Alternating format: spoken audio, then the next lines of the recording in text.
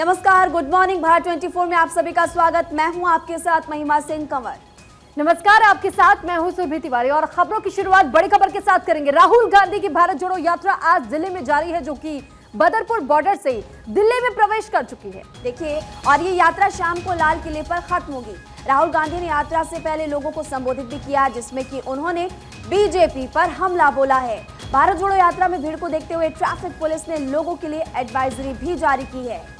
तो भारत जोड़ो यात्रा बदरपुर बॉर्डर से लाल किले तक जाएगी और इसलिए इस रूट पर भारी ट्रैफिक रहने की आज आशंका है।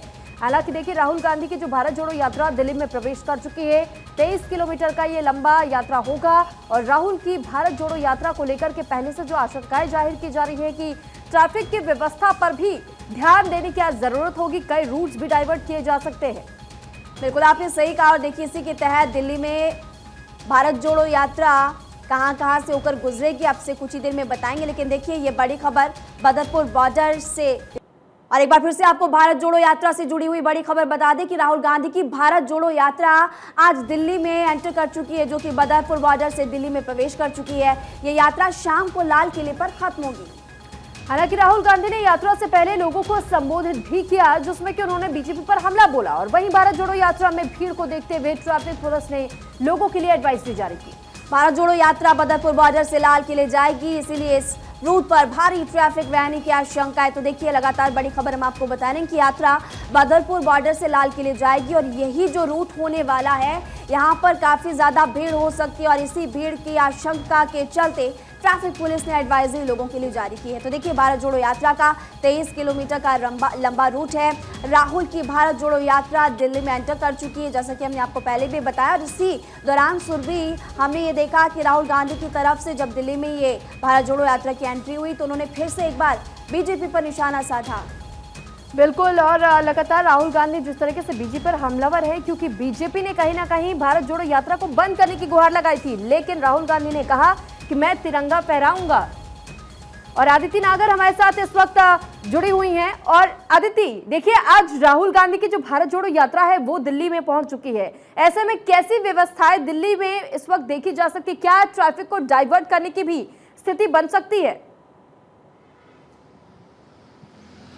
देखिए, अभी तक तो जो सेट रूट है वहां से भारत जोड़ो यात्रा चल रही है और आश्रम जो है इस समय आश्रम के आसपास के इलाके में है। लेकिन अब जो असली जो इशू है, जिसको इंडिया गेट वाली बात है, देखिए, निजामुद्दीन पे जाने के बाद सुबह का जो पैच है वो खत्म हो जाएगा और उसके बाद निजामुद्दीन से जब वापस से शुरू होगी 1 बजे तो वो इंडिया गेट होते हुए जाएगी, जहां का रूट डाइवर्ट करने की बात की है। हालांकि लगातार पुलिस से जो कांग्रेस के जो अधिकारी हैं वो संपर्क साधे हुए थे कि हमारा ये रूट है, हम इससे जाना चाहते हैं। और अब इसी बात पे बीजेपी को आरोप लगाया जा रहा है कि बीजेपी नहीं चाहती, क्योंकि जिस तरीके से कांग्रेस का मानना है और कल केसी वेणुगोपाल ने भी कहा कि जिस तरीके से जन समर्थन भारी तरीके से मिलने लगा है राजस्थान में, हरियाणा में, मध्य प्रदेश में, और खास तौर पर पिछले जो 10 दिन में समर्थन मिला है, उससे बीजेपी डर गई है। अब वो अलग अलग बहाने लगा रही है और खास तौर पे आज दिल्ली के लिए एक बड़ी स्ट्रैटेजी है, क्योंकि दिल्ली में जो भी कुछ इवेंट होता है उसका मैसेज जो है देश भर में जाता है। हालांकि राहुल गांधी आज शाम को लाल किले में जो स्टे होगा, उसके बाद यात्रा 6 दिन के लिए हॉल्ट पे चली जाएगी। लेकिन उसके बावजूद भी आज दिल्ली की यात्रा की तैयारियां, पूरा जो दिल्ली प्रदेश कांग्रेस है उसकी तरीके से पूरी तैयारियां, भीड़ जुटाने का काम है। जी अदिति, बहुत बहुत शुक्रिया जानकारी देने के लिए। अदिति नागर हमारी सहयोगी लगातार वहां पर बनी हुई और पल पल की जानकारी आपको भारत जोड़ो यात्रा से जुड़ी हुई आपको हम दे रहे हैं। इसी बीच अगली खबर का रुख करेंगे। सिविल एविएशन रेगुलेटर डीजीसीए उन यात्रियों को रिफंड देगा जिनके यात्रा टिकट को एयरलाइंस ने उनकी मर्जी के बगैर डाउनग्रेड कर दिया हो। डीजीसीए इसके लिए नियमों में बदलाव करने वाला है। डीजीसीए ये कदम यात्रियों को जारी किए गए टिकटों को उनकी मर्जी के बगैर ही डाउनग्रेड कर दिए जाने के बारे में बढ़ती शिकायतों के मद्देनजर उठाने जा रहा है। अगर एयरलाइन टिकट को डाउनग्रेड करता है तो पैसेंजर को बोर्डिंग से मना करता है तो उन एयरलाइन को उस पैसेंजर को टैक्स सहित रिफंड करना होगा। और डीजीसीए ने एक बयान में कहा कि इन संशोधनों के तहत ये सुनिश्चित किया जाएगा कि यात्रियों की मर्जी के बिना उनके टिकट को डाउनग्रेड करने पर एयरलाइंस उनको टिकट का टैक्स समेत पूरा रिफंड उपलब्ध करवाए और इसके अलावा उस यात्री को वो एयरलाइन अगली उपलब्ध उड़ान में मुफ्त यात्रा दी जाएगी। तो देखिए टिकट डाउनग्रेड हुआ तो रिफंड मिलेगा। डीजीसीए ने कार में संशोधन की तैयारी की है।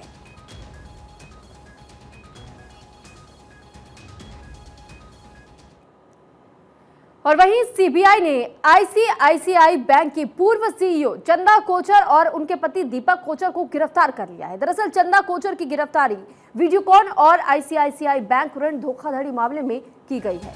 बता दें कि चंदा कोचर उस कमेटी का हिस्सा थी जिसने कि साल 2009 में वीडियोकॉन इंटरनेशनल इलेक्ट्रॉनिक्स को 300 करोड़ रुपए देने की मंजूरी दे दी थी और इसके बाद साल 2011 में भी कंपनी को 750 करोड़ रुपए देने की मंजूरी दी गई थी।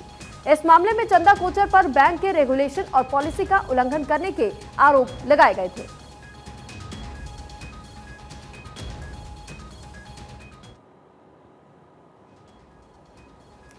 तो चंदा से पूछताछ अभी तक कहां तक पहुंची है, इस बात की भी जानकारी हम आपको दे दें। दरअसल चंदा कोचर को लेकर के पहले से ही कई कयास ऐसे लगाए जा रहे थे कि बहुत जल्द उनकी गिरफ्तारी हो सकती है और उनके पति की भी गिरफ्तारी हो सकती है, क्योंकि दोनों की मिली भगत इसमें माने जाती थी कि धोखाधड़ी करने का मामला जब इन पर दायर हुआ तो ये बताया जा रहा था कि चंदा कोचर से जुड़ा जो पूरा मामला है, 2012 में वीडियोकॉन को 3,250 करोड़ का लोन दिया गया था और अक्टूबर 2018 में चंदा को इस्तीफा भी देना पड़ गया था अपने पद से। निवेशक अरविंद गुप्ता ने पीएम और आरबीआई को खत भी लिखा था और साथ ही वीडियोकॉन के अध्यक्ष और कोचर पर यह आरोप लगाया था। तो आरोप के तहत ही कार्रवाई को अंजाम दिया गया और उसके बाद से अब सीबीआई लगातार शिकंजा कसती जा रही है। साल 2018 में सीबीआई ने मामला भी दर्ज किया था। जी बिल्कुल, आपने सही कहा। देखिए चंदा कोचर क्या है पूरा मामला, लगातार हम बता रहे हैं वीडियोकॉन को लोन दिए थे, यही से विवाद शुरू हुआ। तो नॉन परफॉर्मिंग एसेट में लोन बदल गए और चंदा कोचर और दीपक कोचर पर फ्रॉड का आरोप तक लगा था। लेकिन वहीं सीबीआई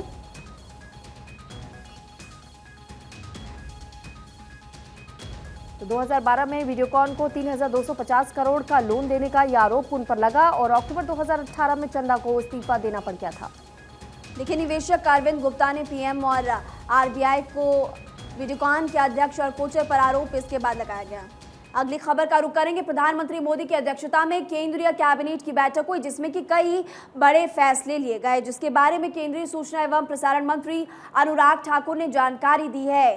केंद्रीय कैबिनेट में हुए फैसलों के बारे में आपको हम जानकारी विस्तार से बताते कि क्या कुछ फैसले लिए गए। देखिए मोदी कैबिनेट के अहम फैसले हम आपको बताएंगे कि क्या बड़े फैसले इस कैबिनेट में लिए गए, क्योंकि केंद्रीय मंत्री अनुराग ठाकुर की तरफ से जानकारी दी गई है कि इस कैबिनेट में कई बड़े फैसले दिए गए। देखिए जवानों किसानों को पीएम का तोहफा, वन रैंक वन पेंशन में संशोधन हुआ है, एरियर और बकाये के भुगतान को मंजूरी। अब देखिए लगातार आपको हम बता रहे हैं वन रैंक वन पेंशन में संशोधन हुआ सुरभि और एरियर बकाये में भुगतान को मंजूरी। पहले 20,60,220 लाभार्थी थे, अब संशोधन के बाद 25 लाख लोगों को इसका लाभ मिलेगा। बिल्कुल ठीक कहा आपने और साथ ही साथ ये भी माना जा रहा है कि सरकार पर 85,000 करोड़ रुपए का अतिरिक्त बोझ इससे पड़ सकता है। लेकिन फिर भी देखिए मोदी कैबिनेट की तरफ से जो अहम फैसला लिया गया है वन रैंक वन पेंशन के तहत में, साथ ही साथ ये मुफ्त राशन भी दिया जाता रहेगा गरीबों को अगले 1 साल तक के लिए। इसका लाभ भी गरीबों को मिलने जा रहा है जिनके पास मुफ्त राशन की उपलब्धता जाती रहेगी। राष्ट्रीय खाद्य सुरक्षा अधिनियम के तहत भी अनाज उन्हें दिया जाएगा। तो देखिए एक तरफ जहां वन रैंक वन पेंशन का लाभ, दूसरी तरफ देखिए मिलता रहेगा मुफ्त में राशन। 81.3 करोड़ लोगों को मुफ्त अनाज, मुफ्त राशन वितरण पर 2 लाख करोड़ रुपए की लागत आएगी और इसका लाभ भी लोगों को मिलने वाला है।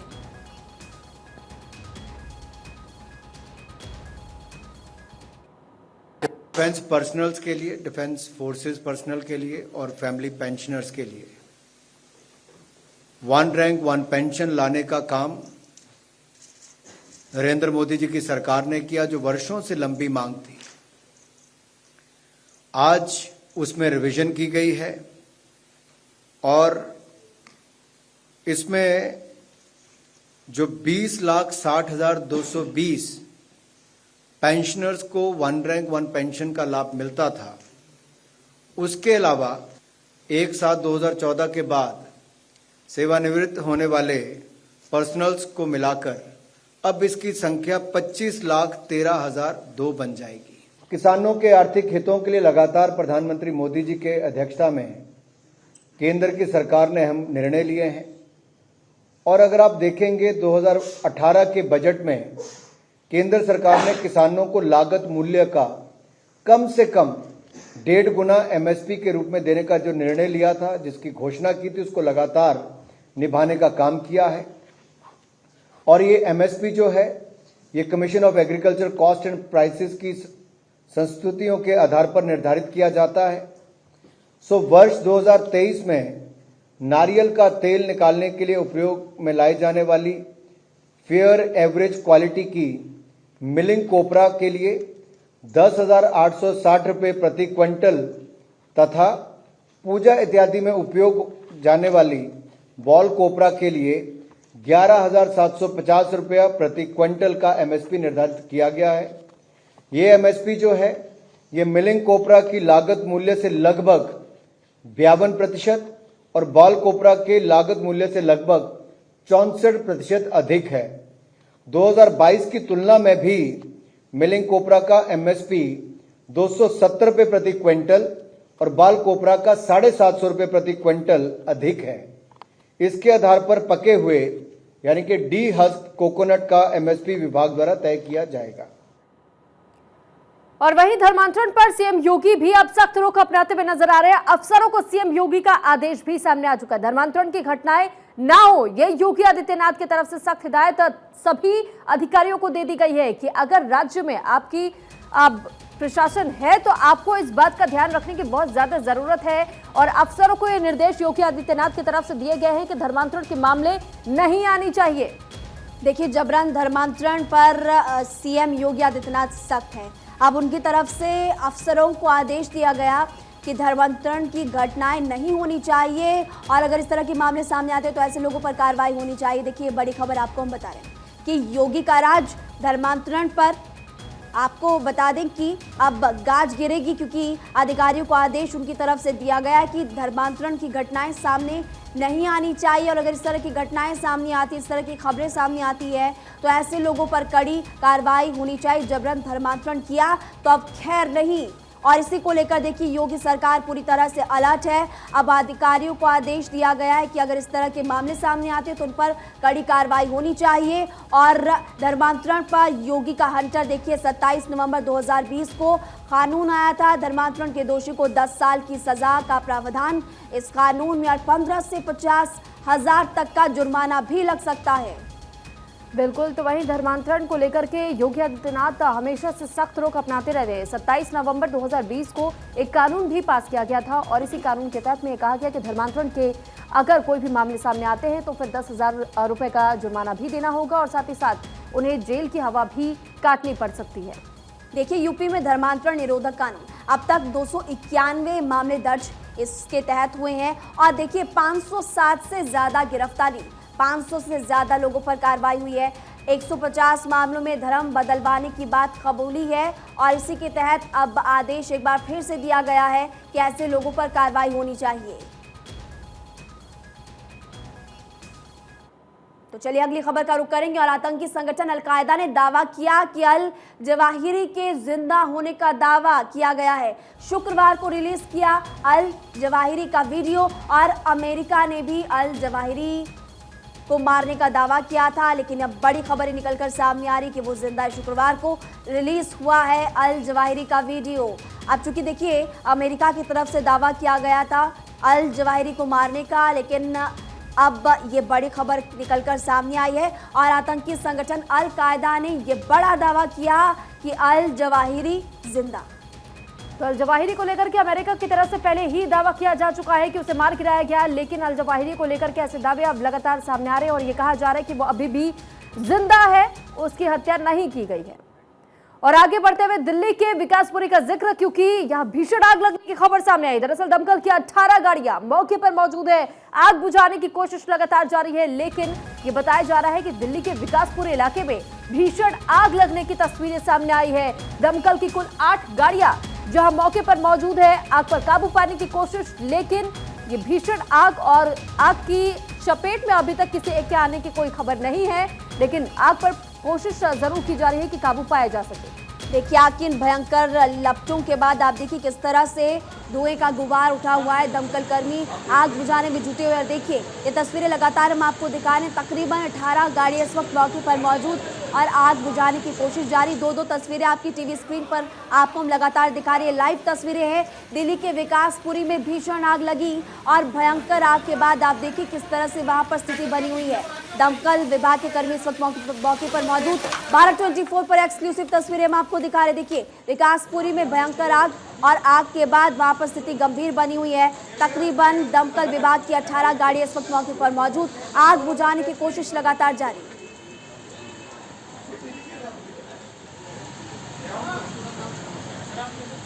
आप देख रहे हैं